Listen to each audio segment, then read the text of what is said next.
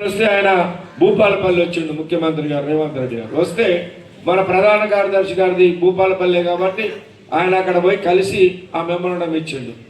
వాళ్ళ ఎమ్మెల్యే వీళ్ళందరూ ఉన్నారు, వాళ్ళ ఎమ్మెల్యే ద్వారా పోయి కలిసి మెమోరాండం ఇస్తే ఆయన మీటింగ్లో మాట్లాడేటప్పుడు కేసీఆర్ మన రేవంత్ రెడ్డి గారు ఎవరైనా మెడికల్ బోర్డు పోయిందన్నది అన్నోడిని పిల్లలమే కొడతాం, ఖచ్చితంగా అది కొనసాగుతుంది అని మాట్లాడి మీరు అందరూ కూడా టీవీలలో చూసే ఉంటారు. కానీ అయినా కూడా ఆయన చెప్పింది కానీ మళ్ళీ ఏం కొనసాగటం లేదు. ఇవాళ యాజమాన్యం ఏంటంటే మరి ఈ విధంగా మెడికల్ బోర్డుని ఆపేసి ఇవాళ చాలామంది పాపం చేతకాక ఆరోగ్యం లేనోళ్ళు లేదా పిల్లల్ని పెట్టించుకుందాం అనుకున్నోళ్ళు మెడికల్ బోర్డుకి అప్లై చేస్తే 10 నెలల నుంచి బోర్డు నడవట్లేదు. కాబట్టి ఆ మెడికల్ బోర్డుని తక్షణమే పాత పద్ధతిలో కొనసాగించాలనేది ప్రధానంగా డిమాండ్ పెట్టినాం. దాంతోపాటు మన సమస్యలు ఉన్నాయి సింగరేణిలో. ఏంటిది మన సమస్యలు? ఇవాళ సింగరేణిలో మనము నిన్నటిదాకా మనం చూసాం. పోయిన సిఎండి గారు ఏం ప్రకటన చేసిండు? సింగరేణి ఒక్క సింగరేణికే పరిమితం కాదు, తెలంగాణకే పరిమితం కాదు, మేము ఆ రాష్ట్రం అవుతాం అక్కడ బంగారం తీస్తాం, ఈ రాష్ట్రం అవుతాం రాగి తీస్తాం, ఇంకో ఇతర దేశాలకు కూడా మేము బొగ్గు తీస్తాం. సింగరేణి మొత్తం ఇంటర్నేషనల్ కంపెనీ అయిపోద్దని చెప్పిండు. ఆయన పోయిండు. ఇంకొక ఆయన వచ్చిండు మొన్ననే. ఆయన ఏమంటాడు? సింగరేణి అంతా నష్టాల్లో ఉన్నది, అతను పైన సంవత్సరం 69 మిలియన్ టన్నులు రాలేదు, ఇదంతా కలుపుకొని చేసిండ్రు అని ఈయన చెప్తున్నాడు. 6 మిలియన్ టన్నులు పైన సంవత్సరం రాని బొగ్గుని కలిపి లాభాలు చూపించి ఆ లాభాలలో తీసుకుపోయి గవర్నమెంట్కి డిఎంఎఫ్టీ నిధులని సిఎస్ఆర్ నిధులని వాళ్ళకి ఇచ్చే రాయల్టీ మొత్తం కట్టింది. ఇప్పుడు ఈయన వచ్చిన తర్వాత ఏం చేసిండు? ఈ సంవత్సరం ఆ 6 మిలియన్ టన్నులు తగ్గింది కాబట్టి ఈ సంవత్సరం తీసేదాంట్లో కలపండి అని చెప్పేసి ఇప్పుడు ఈ సంవత్సరం తీసేదాన్ని కలుపుతున్నాడు. అంటే రేపు 60 కూడా వచ్చే పరిస్థితి లేదు. అంటే సింగరేణి రేపు నష్టాల్లో పోతుంది.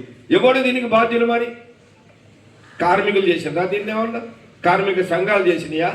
మీరే 69 మిలియన్లు అంటారు, ఎలిగిపోయిందంటారు, ఇంత లాభాలంటారు, అంత లాభాలంటారు, గవర్నమెంట్ కడితే అన్ని చేస్తుంది. ఇప్పుడు వచ్చేవరకినేమో సింగరేణిలో నష్టాలు ఉన్నాయి, 6-7 వేల మంది ఎక్కువ ఉన్నారు అని చెప్పేసి ఇప్పుడు పట్టుకున్నారు. ఇప్పుడు వచ్చిన అధికారులు అంటే ఇవాళ ఆఫీసర్ మారిపోద్ది సింగరేణి అంటే ఏంటిది? ఇవాళ వీళ్ళంతా వాళ్ళ స్వార్థం కొరకు వాళ్ళు గవర్నమెంట్ మెప్పు పొందాలి, వాళ్ళు ప్రమోషన్లు కొట్టాలి అధికారులు, దాని కొరకు మన సింగరేణిని సర్వనాశనం చేసే పరిస్థితి తీసుకొచ్చింది. ఇవాళ ఏమంటారు? సింగరేణిలో ఇంకా 2-3 నెలలు పోతే జీతాలు ఇచ్చే పరిస్థితే లేదు. వాటి కొరకు ఇప్పటికి పైన సంవత్సరం లాభాల వాటా దాని కొరకు, అంతకుముందు సంవత్సరం లాభాల వాటా కొరకు, లాభాల బోనస్ ఇవ్వడానికి బ్యాంకుల నుంచే తెచ్చాడు కదా అప్పు. సింగరేణి ఒకప్పుడు ఎట్లుండేనంటే మనకి నరసింహరావు గారు ఉన్న పీరియడ్లో అవన్నీ మనం చూసాం. క్వాజా కానీ ఇంకా వీళ్ళందరూ ఉన్నప్పుడు ప్రతి సంవత్సరం సింగరేణి వచ్చిన లాభాల్లో నుంచి కొంత డబ్బుని డిపాజిట్ చేసేది బ్యాంకులో. డిపాజిట్ చేస్తే మనకు బాండ్లు ఇచ్చేది బ్యాంకు, దాని మీద వడ్డీ వచ్చేది. ఇంకా పైన సిఎండిఎండీలు ఇద్దరున్న పీరియడ్ ఏం చేసిండు? ఆ బాండ్లు తీసిపోయి బ్యాంకుకి ఇచ్చి ఆ డబ్బులు మొత్తం తీసేసుకున్నారు. అవి పోయినాయి. ఇప్పుడు అప్పులు పట్టుకొస్తున్నారు, అప్పులు తోటి నడిపిస్తున్నారు. మరి ఎందుకు వచ్చింది ఈ పరిస్థితి? ఏం బొగ్గు తీస్తలేమా? లాభాలు రావట్లేదా?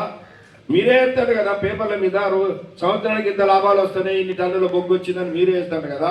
మరి ఏమైంది ఈ డబ్బు అంతా? అంటే గవర్నమెంట్ ఇస్తలేదు మాకు, మేము బొగ్గు అమ్మిన దానికి ఇస్తలేదు, మేము కరెంట్ అమ్మిన దానికి ఇస్తలేదు అని చెప్తున్నాం. మీరు చాలామంది సీనియర్లు కూడా ఉన్నారు ఇక్కడ, దయచేసి మీరు ఆలోచన చేయండి.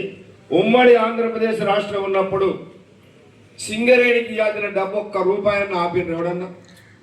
రాజశేఖర రెడ్డి ఉన్నప్పుడు ఆపిండా? చంద్రబాబు నాయుడు ఉన్నప్పుడు ఆపిండా? చెన్నారెడ్డి ఉన్నప్పుడు ఆపిండా? ఎన్టీ రామారావు ఉన్నప్పుడు ఆపిండా? ఎవడు ఆపలేదు, ఏ ముఖ్యమంత్రి ఆపలేదు.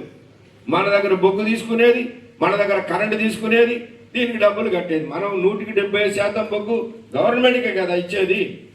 మరి ఈ దానికి డబ్బు ఇవ్వకపోతే కేసీఆర్ గారు కూడా టీఆర్ఎస్ గవర్నమెంట్ వచ్చిన తర్వాత కూడా మొదటి టర్మ్ ఏమి అప్పులు పెట్టలే. ఆయన కూడా 2014లో గెలిచినప్పుడు నుంచి పెట్టలా. మళ్ళీ 2017 ఎలక్షన్ల తర్వాత 2018 నుంచి మాత్రం ఇక మెల్లమెల్లగా సంవత్సరానికి ఇంత ఇవ్వాల్సింది ఆపుకుంటా ఆయన దిగిపోయే నాటికి 26,000 కోట్ల రూపాయలు ఇవ్వకుండా పోయింది సింగరేణికి ఇవ్వాలి. అప్పుడు భట్టి గారు ఇప్పుడు మన డిప్యూటీ సీఎంగా ఉన్న ఆయన పాదయాత్ర చేసిండు కాంగ్రెస్ తరఫున. ఏది అసెంబ్లీ ఎలక్షన్ల కంటే ముందు ఒక 3-4 నెలల ముందు పాదయాత్ర చేస్తే మా ఇందారం వచ్చిండు. ఇందారం దగ్గర మేము పోయి కలిసి ఆయనకు మెమోరాండం ఇచ్చినాం. సార్ సింగరేణికి రావాల్సిన 21,000 అప్పటికి, తర్వాత ఇంకో 5 అయింది అది దిగిపోయినాడికి.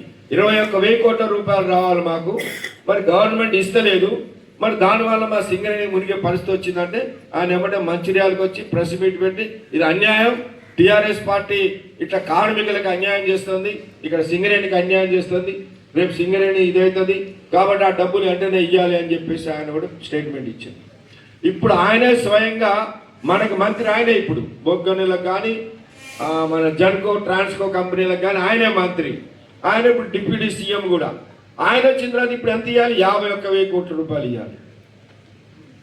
మరి 51,000 కోట్ల రూపాయలు మనకు రావాల్సిన డబ్బులు ఇవ్వకుండా మనకి ఇవాళ యంత్రాలు కొనడానికి డబ్బు లేదు, కొత్త బాయిలు తీయడానికి డబ్బు లేదు, లేదా ఇంకేదైనా కార్మికుల సంక్షేమానికి ఖర్చు పెడదామంటే డబ్బు లేదు అంటున్నారు. సింగరేణి డేనే నడపడానికి డబ్బు లేదంటారు, క్యాలెండర్ ఇవ్వడానికి డబ్బు లేదంటారు, మరి గవర్నమెంట్కి ఇవ్వడానికి మాత్రం 1,000 కోట్ల రూపాయలు ఇచ్చొస్తుంది. మరి ఏంటిది ఇవాళ సింగరేణి పరిస్థితి చెప్పండి. ఇవాళ ఏ ప్రభుత్వాలు ఉన్న రాజకీయ జోక్యం వలన సింగరేణిలో 2014-18 కంటే ముందు ఏ గవర్నమెంట్ ఉన్న రాజకీయ జోక్యం జరిగేది కాదు. వీళ్ళు వచ్చిన తర్వాత వాళ్ళు ఏలు పెట్టిండ్రు, ఇంకా వీళ్ళు కాలే పెట్టిండ్రు. ఇప్పుడు సింగరేణిలో ప్రతి దానికి రాజకీయమే, ఎమ్మెల్యేలు మంత్రులు వీళ్ళే. ఇప్పుడు పైనసారి టీబీజీ కేసు గెలిచిందయ్యా, మేనేజ్మెంట్ ఏం చేయాలి? టీబీజీ కేసు తోటి మాట్లాడాలి, టీబీజీ కేసు తోటి ఒప్పందాలు చేయాలి. వాళ్ళు గెలిచిండ్రు, కార్మికులు వాళ్ళని గెలిపించుకున్నారు కాబట్టి వాళ్ళతోనే చేయాలి. కానీ వాళ్ళని పక్కన పడేత్తిరి మంత్రి గారు, ఆయన ముఖ్యమంత్రి గారు, ఆయన బిడ్డు, ఆయన కొడుకు, అల్లుడు వాళ్ళే ఇచ్చేసిండ్రు. అప్పుడు అది అయిపోయింది. అది అట్లా జరిగిందంటే ఇప్పుడు ఇక అప్పుడన్నా మంత్రులు, ఇప్పుడు అందరు ఎమ్మెల్యేలు, అందరు మంత్రులు, అందరూ ఇక సింగరేణికి ఇది అయిపోయారు. కార్మిక సంఘాలే పట్టించుకునేటోడే లేడు. ఎందుకు? వీళ్ళు ఏమనుకుంటారు, సిఎండ్ఎండీలు డైరెక్టర్లు మాకు రాజకీయ అండ ఉండే చాలు, ఈ కార్మిక సంఘాలతో ఏమున్నదనే పద్ధతిలో వీళ్ళు ఇచ్చేస్తూ ఉన్నారు. మరి దీన్ని ఎవరు వ్యతిరేకించాలి చెప్పండి? కార్మిక వర్గంలో వ్యతిరేకత వస్తే ఏ ప్రభుత్వమైనా దిగిరాక తప్పదు. ఇది కార్మిక వర్గంలో రావాలి. దయచేసి మన ఆలోచన చెయ్యాలని. ఇది ఏ సంఘంలో ఉండు, రేపు ఇంకో సంఘం చెప్తుంది అనుకోయా, ఇదే పరిస్థితి ఉంటే వాళ్ళు మాత్రం ఏం చేస్తారు? కాబట్టి ఏ సంఘం ఉన్నా కార్మిక సంఘాలు ఎవరు గెలిచిందో వాళ్ళతోటి ఒప్పందాలు చేయాలి, అగ్రిమెంట్లు చేయాలి. అంతేగాని రాజకీయ నాయకులు ఎమ్మెల్యే గెలిచిండయా, నువ్వు కలెక్టర్ ఆఫీసులో, ఎంఆర్ఓ ఆఫీసులో, ఎండిఓ ఆఫీసులో అక్కడ పనులు సంబంధించి నువ్వు చూసుకోవాలి. మేము పోయి మేము ఇక్కడ సింగరేణిలో గెలిచినామని నువ్వు ఎంఆర్ఓ ఆఫీసుకి పోతే ఎంఆర్ఓ ఇచ్చేస్తారా? అట్టనే నువ్వు అసెంబ్లీకి గెలిచినావు, సింగరేణికి ఏముందయా? నువ్వు మంత్రినో ఎమ్మెల్యే ముఖ్యమంత్రి అయితే ఏంది, లేకపోతే ఇదేంది? కాబట్టి ఇవాళ సింగరేణిలో రాజకీయ జోక్యం వల్ల ఈ పరిస్థితి వస్తుంది. మనం ఆనాడు మన సింగరేణి డబ్బుని అరే తీసుకుపోయి సీసీ కెమెరాలకు హైదరాబాద్లో పెడతాండ్రు, లేకపోతే సిరిసిల్లో పెడతాండ్రు, సిద్దిపేటలో పెడతాండ్రు అని అన్నాం. ఇప్పుడు ఏం చెప్తాండ్రు? ఇక మన డబ్బులు తీసుకుపోయి ఫుట్బాల్ ఆడుకుంటారు. ముఖ్యమంత్రి ఫుట్బాల్ ఆడుకోవాలంటే కూడా మన సింగరేణి డబ్బే. ఇవాళ ప్రతిదానికి సింగరేణి డబ్బే. వైరా సింగరేణి మన కొత్తగూడెం దగ్గర మన ఖమ్మం జిల్లాలో వైరాలో ఉద్యోగం మేళ ఏదో పెట్టిందా, దానికి సింగరేణి డబ్బేనా? పెద్దపల్లిలో పెట్టిండ్రు ఉద్యోగ మేళ, దానికి సింగరేణి డబ్బేనా? ఇట్లా